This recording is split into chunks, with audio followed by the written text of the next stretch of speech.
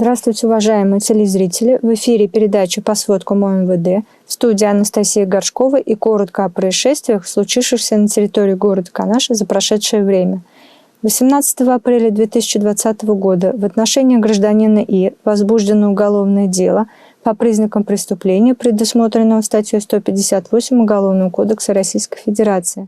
Предварительным следствием установлено, что гражданин И, руководствуясь корыстным мотивом, в целях незаконного обогащения, осознавая противоправность своих действий и желая действовать таким образом, тайно похитил находящиеся в тамбурах подъездов многоквартирных домов города Канаш более 5 велосипедов различных марок, причинив своими действиями их собственников значительный имущественный ущерб на общую сумму более 60 тысяч рублей. Отдел МВД России по городу Канашу напоминает, что в весенне-летний период традиционно отмечается рост краж велосипедов. Так, за апрель месяц зарегистрировано уже более 6 фактов краж велосипедов. Чтобы не стать жертвой преступников, необходимо соблюдать простые меры, которые сведут к минимуму риск хищения двухколесных транспортных средств. Не стоит оставлять велосипеды без присмотра ни в подъезде, ни около школы и магазинов, а в случае такой необходимости стоит использовать тросовый замок, а велосипед оставлять в зоне видимости камер наружного видеонаблюдения. В ночное время желательно заносить велосипеды домой или в иное закрываемое помещение. Необходимо записать серийный номер рамы велосипеда, чтобы в случае его хищения сразу сообщить его номер сотрудникам полиции. Значительно облегчит поиск пропавшего велосипеда его фотография. Уважаемые родители, убедительная просьба: позаботьтесь о том, чтобы ваши дети, играя на улице, не оставляли свои велосипеды без присмотра. Отдел МВД России по городу Канашу предупреждает об увеличении числа мошеннических действий в отношении граждан.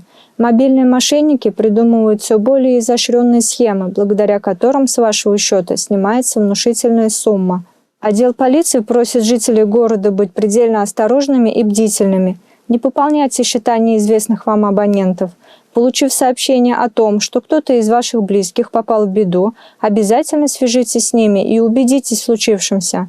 Не доверяйте сообщениям о выигрыше в конкурсах или лотереях, в которых вы не участвовали.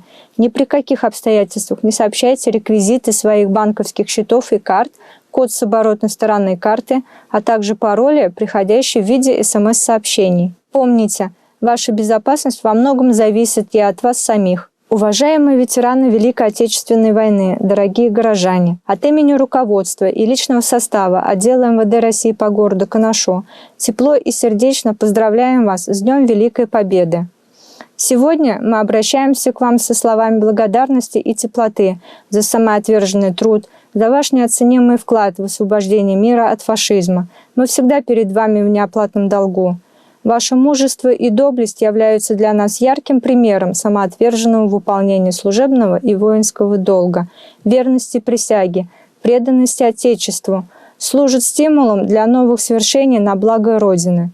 Желаем вам и вашим близким долгих лет жизни, благополучия и праздничного настроения. На этом наш выпуск завершен. С вами была Анастасия Горшкова.